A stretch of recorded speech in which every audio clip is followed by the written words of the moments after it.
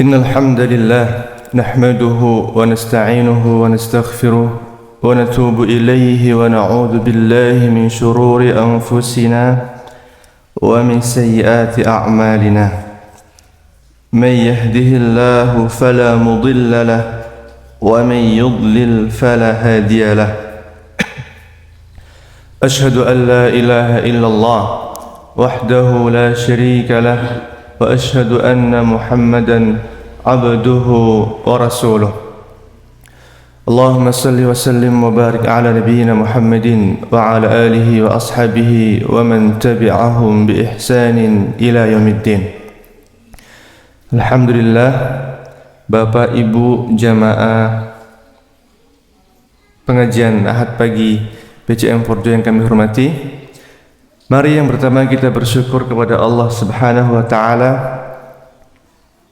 yang telah memberikan kita kesehatan, ditambah lagi malam hari ini diturunkan hujan. Semoga nanti tumbuh-tumbuhan bisa tumbuh, ternak bisa meminum, dan kita tidak kehabisan air.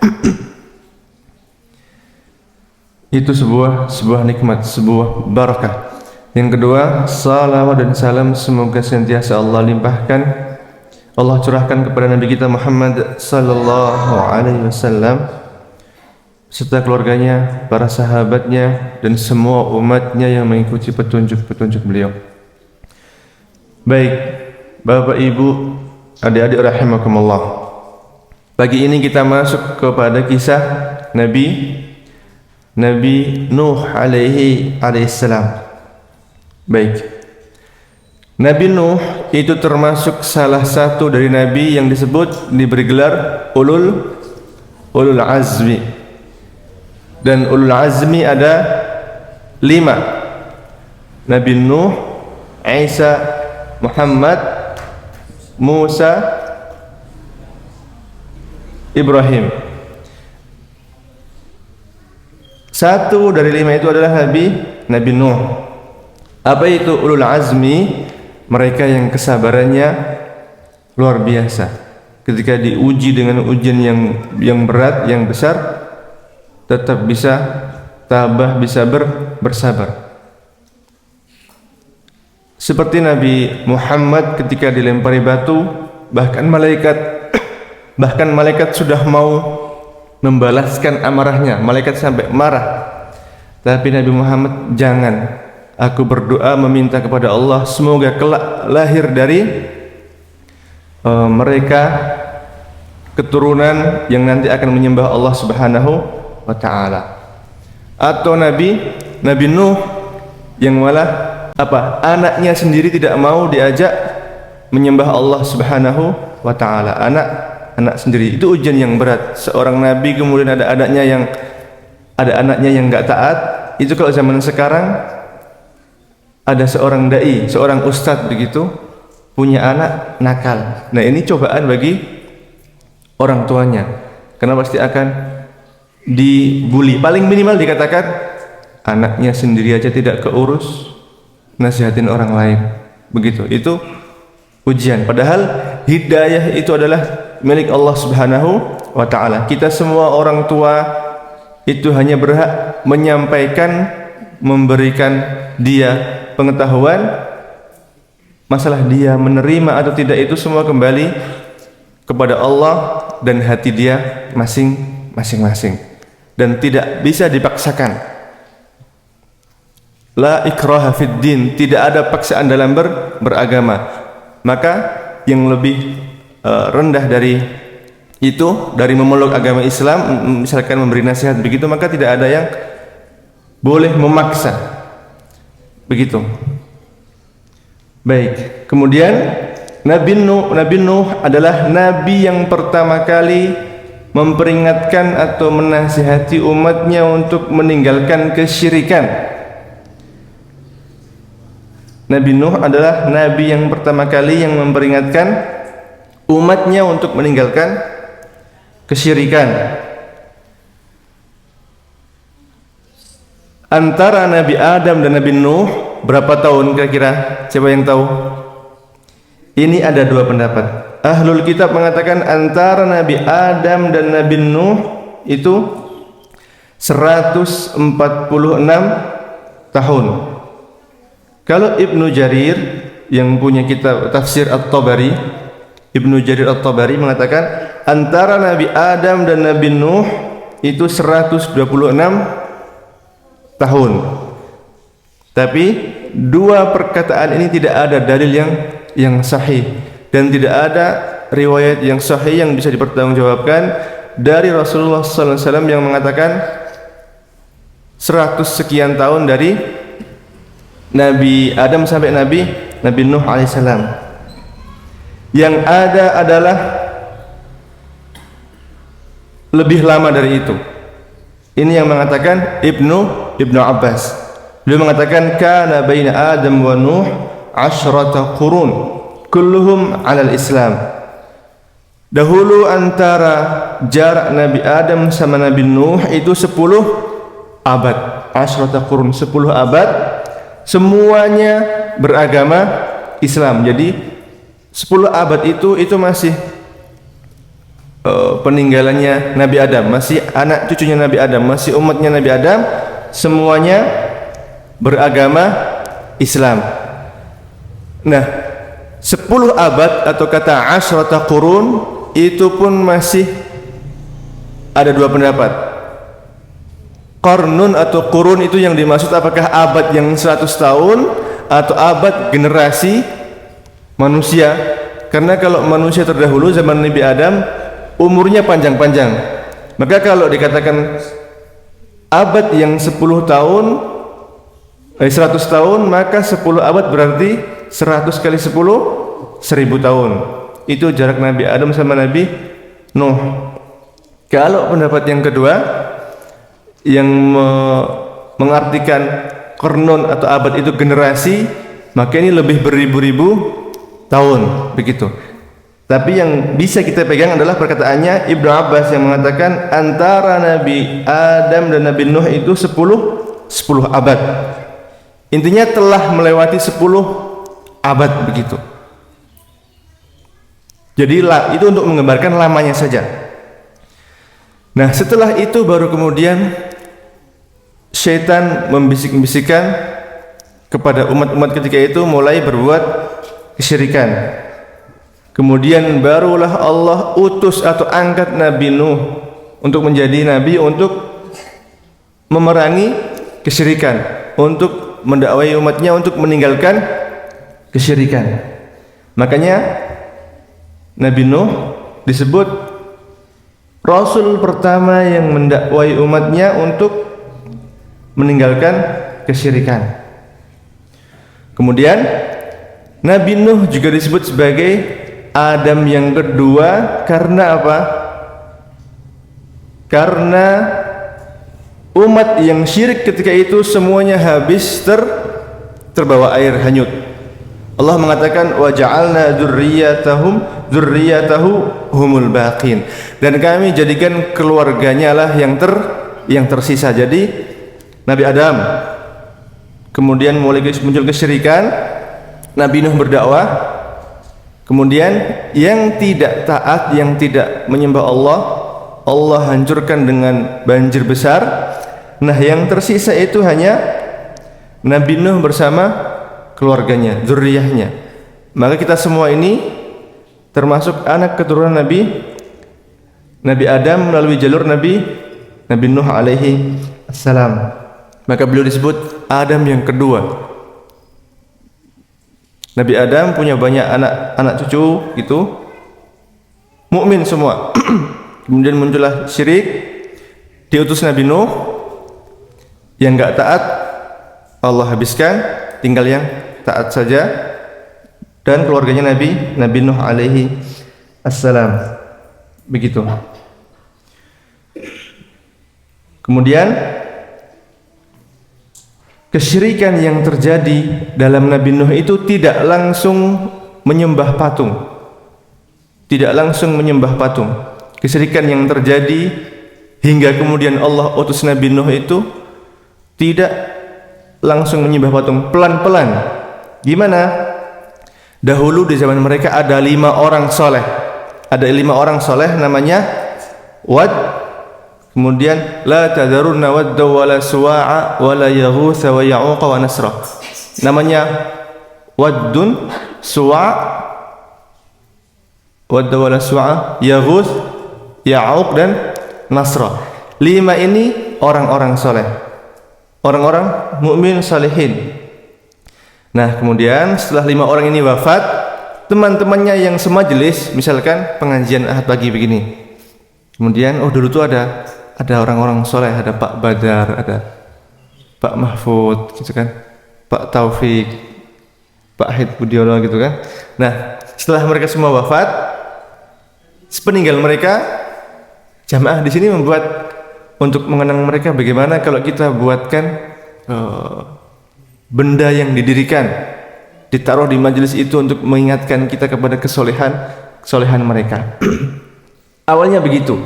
Jadi 5 orang tadi, Wadda, Suwa', Ya'uq, Yaghuts dan Nasra ini meninggal, wafat. Kemudian untuk mengenang, untuk menyemangati mereka, dibuatlah mudahnya patung gitu. Meskipun ini berjenjang pertumbuhannya, nggak langsung patung, karena awalnya hanya benda yang didirikan untuk memberi semangat beribadah. Generasi yang pertama itu belum jatuh kepada kesyirikan, karena masih memahami ini untuk mengenang orang-orang soleh.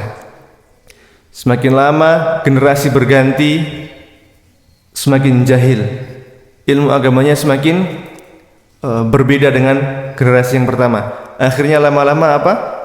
Ini 5 ini jadi patung dan disembah. Makanya ketika Nabi Nuh berdakwah kepada kaumnya, mereka mengatakan, wa qalu la tadharunna alihatakum wa la tadharunna wadda wa la suwa'a wa la yaghutsa wa ya'uqa wa nasra.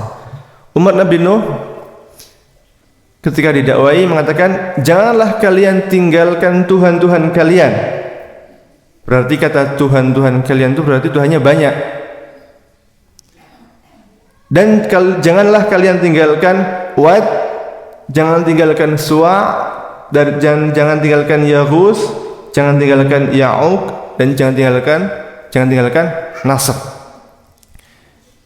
Jadi bisa kita pahami, Tuhan mereka itu banyak, bukan hanya 5. Karena dikatakan, jangan kalian tinggalkan Tuhan-Tuhan kalian, dan jangan kalian tinggalkan, baru sebut nama-namanya. Jadi misalkan kalau di panti, jangan lupa belikan semua anak panti sarung, tapi jangan lupakan Rio, Jemidi, Surul, dan Fulan. Jadi 5 itu bukan untuk pembatasan, tapi justru apa? Dia diutamakan gitu loh. Jadi Tuhan-Tuhan kaum Nabi Nuh itu banyak, dan yang paling inti dari mereka itu ada 5. Dikatakan janganlah kalian tinggalkan Tuhan-Tuhan kalian, dan jangan sekali-kali kalian tinggalkan Wad, Suwa', Yaghuts, Ya'uq dan Nasra. Begitu. Baik, kemudian siapa sekarang masuk ke generasi agak maju, agak jauh. Siapa yang memindahkan kemudian ketika itu di Mekah ada patung-patung? Kita tahu di Mekah ada patung-patung. Kita maju sebentar. Tadi kan kisah Nabi Nuh, sekarang kita maju ke kisah Nabi Muhammad. Siapa yang memindahkan patung-patung dengan nama-nama patung Nabi Nuh kepada kaum musyrikin Mekah? Namanya adalah Amr bin Luhai al-Khuzai. Dia membawa wawasan itu dari Syam. Dari Syam itu meliputi Palestina, Lebanon, Suriah, dan sedikit dari Irak. Itu Syam. Dulu Indonesia itu berpecah belah. Kerajaan-kerajaan Majapahit, Mataram, apalagi Sriwijaya, Demak. Ketika berpecah-pecah begitu, sesama kerajaan saja kadang saling serang demi mempertahankan luas wilayah. Kemudian Belanda masuk, Kalau masih terus berpecah belah begitu, lemah. Karena kadang ketika sini diserang, yang lain nggak mau bantu. Baru ketika bersatu, kuat. Kalau umat Islam sebaliknya, dulu sejak zaman Rasulullah itu di bawah satu kepemimpinan Rasulullah, Abu Bakar, Umar, Utsman, Ali, kemudian Khalifah, kemudian Khilafah Abbasiyah, dan seterusnya sampai kemudian zaman Utsmani di Turki, semua di bawah satu kepemimpinan antara Saudi, Palestina, Mesir, Jazair. Tempatnya Ronaldo mana? Messi. Oh bukan. Sampai ke sampingnya Maroko. Spanyol. Siapa yang dari Spanyol? Pemain yang dari Spanyol siapa? Pemain yang dari Spanyol. Pokoknya sampai Spanyol, sampai Turki sana, dulu di bawah satu kepemimpinan. Nah, kemudian yang namanya Yahudi dan Nasrani memang sudah Allah katakan di Al-Quran, nggak akan rela sampai kita mengikuti mereka. Maka dibuatlah perpecahan macam-macam, entah kerjasama antara munafik yang kemudian hanya demi dunia dia merela menjual agamanya macam-macam, intinya sampai terpecah belah. Hingga sekarang kita lihat bendera mereka itu mirip-mirip. Palestina, Sudan, Irak, Mesir itu warnanya gitu-gitu aja, merah putih hijau, merah putih hijau, merah putih hijau, atau merah putih hitam. Yang agak beda hanya Saudi. Ternyata itu yang mendesain bendera-bendera itu semua satu orang. Jadi memang sudah dibuat supaya terpecah belah, supaya apa? Supaya lemah. Karena kalau sudah menjadi negara kecil-kecil, satu negara disakiti, yang lain apa? Enggak nolong. Atau yang lebih parah adalah kalau kemudian menyeru kepada hizbi, golongan, pertahankan, kita jaga negara kita. Dia sampai meninggikan negara di atas persaudaraan agamanya. Ini bahaya. Setelah terpecah belah, makanya menjadi lemah. Itu keadaan kita sekarang. Kita kembali kepada tadi Amr bin Luhai. Dia memindahkan patung dari Syam ke Mekkah dengan nama-nama patung kaum Nabi Musa, dengan nama-nama patung kaum Nabi Nuh.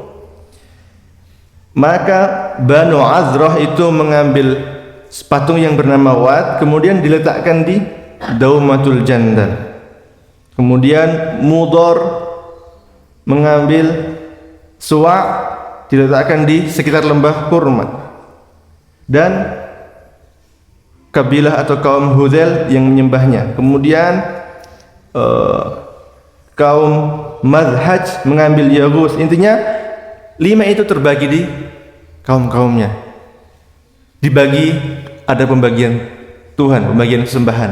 Sampai akhirnya Islam jaya dan itu dihancurkan semua. Maka kalau kita ditanya siapa yang kok ada patung ke Mekah, siapa yang memasukkan, itu Amr bin Luhai. Karena ketika Nabi Ismail, Ibrahim itu dalam keadaan bertauhid, menyembah langsung kepada Allah Subhanahu wa ta'ala. Baik, kisah Nabi Nuh itu Allah sebutkan di banyak surah, seperti surah Hud, Yunus, Al-Anbiya, Mu'minin, Asy-Syu'ara. Tapi yang agak panjang adalah di surah Hud dan surah yang khusus di juz 329, surah Nuh, yang anak-anak sudah pada hafal. Dan kalau kita perhatikan, ternyata ada dua yang itu hampir sama di semua nabi dalam berdakwah, yaitu yang pertama mendakwahkan tauhid dulu, mengajak umatnya betul-betul menyembah kepada Allah Subhanahu wa ta'ala. Baru nanti yang lain fikih-fikihnya diajarkan. Maka Kiai Haji Ahmad Dahlan dulu yang pertama kali yang diperangi sama, yang paling didakwahkan inti masalah tauhid dulu. Diperangi apa?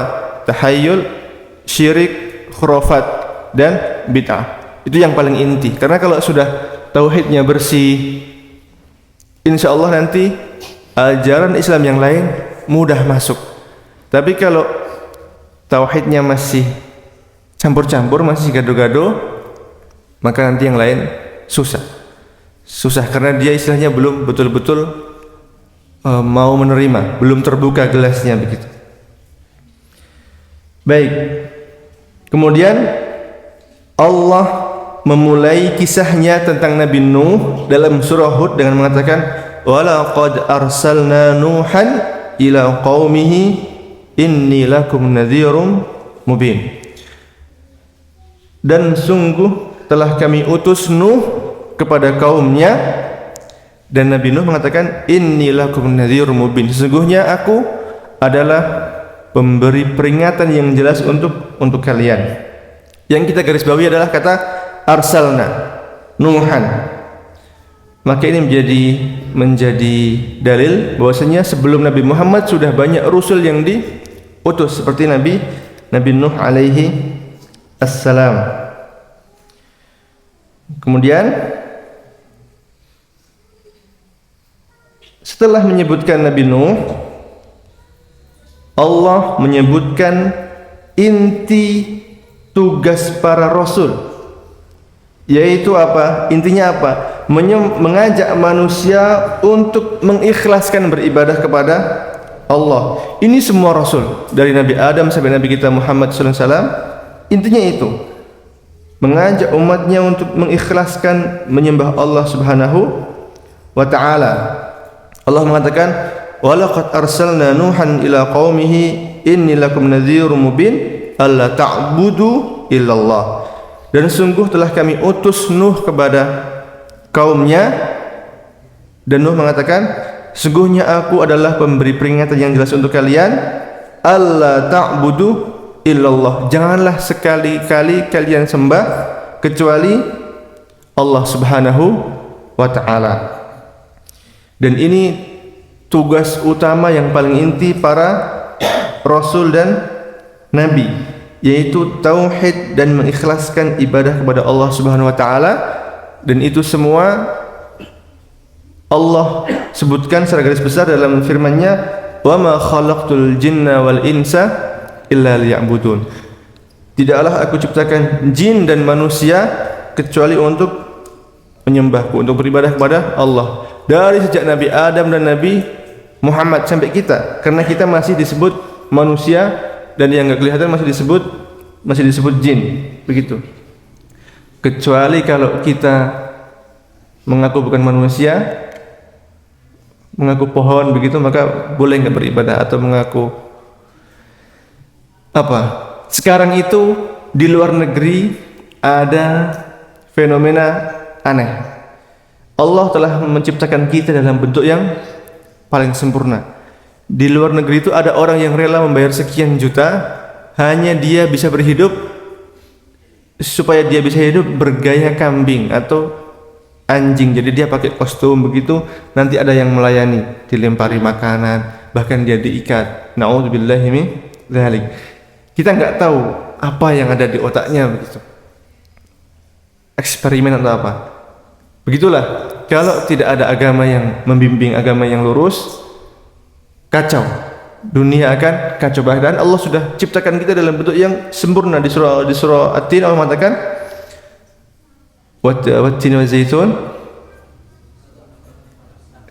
laqad khalaqnal insana fi ahsani taqwim. Sungguh kami telah ciptakan manusia itu dalam bentuk yang paling sempurna, ahsan, paling sempurna. Maka kita syukuri. Kenapa kok kita orang Jawa hidungnya agak pesek-pesek, kemudian orang Timur Tengah atau orang bule mancung-mancung? Itu sudah pemberian Allah, hikmahnya sudah Allah yang atur. Pokoknya kita terima, kita syukuri saja begitu. Boleh jadi kalau di sini kita terlalu mancung, nanti apa? Keselak debu, kalau banyak debu gitu kan, wallahu a'lam. Begitu. Semua yang Allah ciptakan ada hikmahnya. Baik, tadi telah kita sebutkan kisah Nabi Nuh bahwasanya mengajak umatnya untuk bertauhid, menyembah Allah Subhanahu wa taala. Dan ini tugas semua rasul. Bahkan dalam surah Anbiya Allah mengatakan, "Wa ma arsalna min qablik min rasulin illa nuhi ilaihi annahu la ilaha illa ana fa'budun." Allah ini memberikan khitab atau memberitahu Nabi kita Muhammad SAW, tidaklah aku utus sebelummu wahai Muhammad dari para rasul, dari rasul, kecuali kami wahyukan kepadanya bahwasanya apa?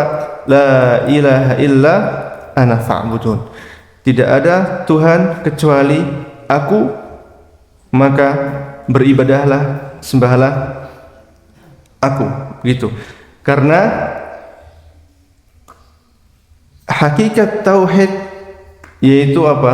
Karena hakikat tauhid itulah Allah kemudian menciptakan manusia dan jin. Sebagaimana tadi yang ayat telah kita sebutkan tadi. Kemudian karena tauhid tadi juga Allah kemudian angkatkan atau tinggikan langit dan hamparkan bumi. Dan tauhid adalah inti dari semua ibadah. Inti dari semua ibadah. Allah, Nabi kita Muhammad SAW mengatakan, al-umratu ilal umrah wa ramadan ila ramadan wal jum'ah ilal jum'ah kaffaratun bainahunna idza junibal kaba'ir. Umrah ke umrah berikutnya, kemudian Ramadan ke Ramadan berikutnya, kemudian Jumat ke Jumat berikutnya, itu mampu menghapus dosa-dosa di antara itu semua, dosa-dosa kecil. Dengan syarat apa? Orangnya meninggalkan dosa besar. Kalau dosa besar harus dengan taubat. Kalau dengan dosa kecil, dengan ketaatan Allah akan hapus dosa itu. Tetapi itu ada syaratnya. Selama orang itu tidak menyekutukan Allah Subhanahu wa ta'ala. Selama orang itu tidak menyekutukan Allah Subhanahu wa ta'ala. Baik, itulah sedikit tentang kisah Nabi Nuh yang dapat kami sampaikan pada pagi hari ini. Pendek sekali, tidak apa-apa. Jika ada pertanyaan kami buka. Kalau tidak ada, langsung ada pengumuman. Monggo, Pak.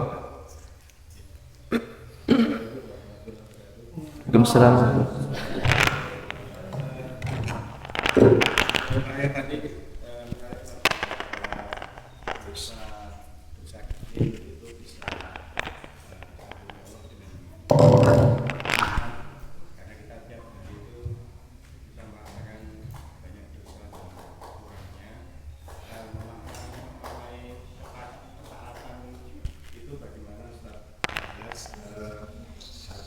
Terus langkah kita itu selalu merasa ada yang salah dan terus apakah dengan melaksanakan termasuk takwa tersebut sudah cukup, terus besok tidur lagi itu sebagai manusia seperti yang bersih itu seperti apa penjelasan. Baik. Kalau Bapak Ibu atau adik-adik yang bertanya, mana dalil yang mengatakan ketaatan itu menghapus dosa? Nabi kita mengatakan, wa atbi'is sayyi'atal hasanata tamhuha. Ikutilah keburukan dengan kebaikan, itu akan menghapus keburukan. Wa khaliqin nasa bi khuluqin hasan. Dan berinteraksilah, bercampur dengan manusia dengan akhlak yang bagus. Adik-adik berakhlak yang bagus dengan teman-temannya, lemah lembut, panggil dengan namanya, jangan apa? Jangan cak-cuk ya. Kalian tuh nggak punya cucuk. Kalau kalian mengaku umat Rasulullah itu ikuti ajarannya. Nggak butuh hanya mengklaim cinta Rasul, mengklaim saja, atau sering hadir ke, bahkan maaf ini, sering hadir ke majelis salawat sekalipun, tapi sehariannya dia nggak mau mengikuti ajaran Rasulullah, itu masih jauh, masih masih jauh. Bahkan kalau hadir ke majelis selawat dan dia hanya joget-joget di situ, malah justru dia apa? Tidak merasapi inti mencintai Rasulullah Sallallahu Alaihi Wasallam. Cinta itu diwujudkan dalam keseharian. Baik, ke Bapak Ahid nih. Yang pertama, ketaatannya apa saja Pak? Jadi semua yang Rasulullah ajarkan kita berusaha semaksimal mungkin untuk melaksanakan. Begitu. Sholat sunnahnya, kemudian kalau wajib sudah pasti sholat sunnahnya, karena memang Nabi mengatakan kebaikan akan menghapus keburukan. Bahkan salah satu keutamaan sholat sunnah 12 rakaat sehari akan apa? Buniya lahu baitan fil jannah, akan dibangunkan rumah di surga. Memang manusia kadang futur atau lemah, tapi itu fitrah Pak, karena dikatakan al imanu yazidu wa yanqus. Iman itu naik dan turun. Yazidu bit ta'ah wa yanqusu bil ma'siyah. Naik dengan ketaatan dan turun dengan maksiat. Enggak apa-apa jatuh kalau dosa-dosa kecil, tapi kita juga enggak boleh kemudian terlalu pede, udah enggak perlu beristighfar, enggak boleh begitu. Ketika kita sadar jatuh ke dosa kecil, beristighfar. Bahkan sangat baik memohon ampun, itu sangat baik. Meskipun dengan ketaatan Allah akan tutupi. Dan secara tidak langsung doa-doa kita di salat itu memohon ampun. Subhanakallahumma rabbana wa bihamdika Allahumma ighfirli. Ya Allah, ampunilah aku. Itu dalam salat sudah ada permohonan ampun. Dalam rangkaian ibadah yang lain sama nanti dalam haji dan sebagainya. Karena inti semua ibadah itu justru adalah doa. Al-Fatihah doa ihdinas siratal mustaqim. Kemudian ruku, sujud, tahiyat, semua doa. Begitu Pak. Pokoknya semangat. Kalau sekali jatuh itu memang itu fitrah. Nabi mengatakan kullu bani Adam khata'. Semua anak Adam itu akan sering terjatuh kepada kesalahan. Wa khairul khatta'ina at-tawwabun. Tetapi sebaik-baik orang yang sering bersalah itu yang senantiasa terus bertaubat. Maka kita perbanyak beristighfar. Nabi kita Muhammad sallallahu alaihi wasallam sehari beristighfar lebih dari 70 kali sampai 100 kali. Maka kita yang bukan nabi enggak boleh hanya 15 kali beristighfar sehari. Karena paling minimal kita itu beristighfar paling minimal sehari berapa? 15 kali. Salat 5 waktu kali 3 berapa? 15 kan? Astagfirullah. Begitu. Selain itu silahkan boleh diisi dengan istighfar, menunggu lampu hijau atau antri misalkan di bank. Kalau di Saudi itu kadang di tangga mau masuk lift ditempel imla'il faragh bil istighfar atau imla' al-intizar bil istighfar. Isilah waktu kosong Anda dengan istighfar, atau isilah waktu menunggu Anda dengan istighfar. Di Saudi juga ada orang yang dia sampai berhasil menghafal Al-Quran, supir, hanya setiap lampu merah dia menghafal satu ayat, sepotong ayat, akhirnya selesai 30 juz. Tapi itu bertahun-tahun. Kalau kita coba dulu yang ringan, beristighfar dulu.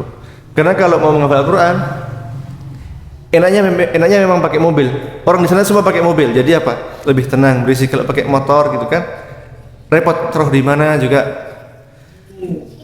Begitu Pak. Yang bisa kami jawab, monggo.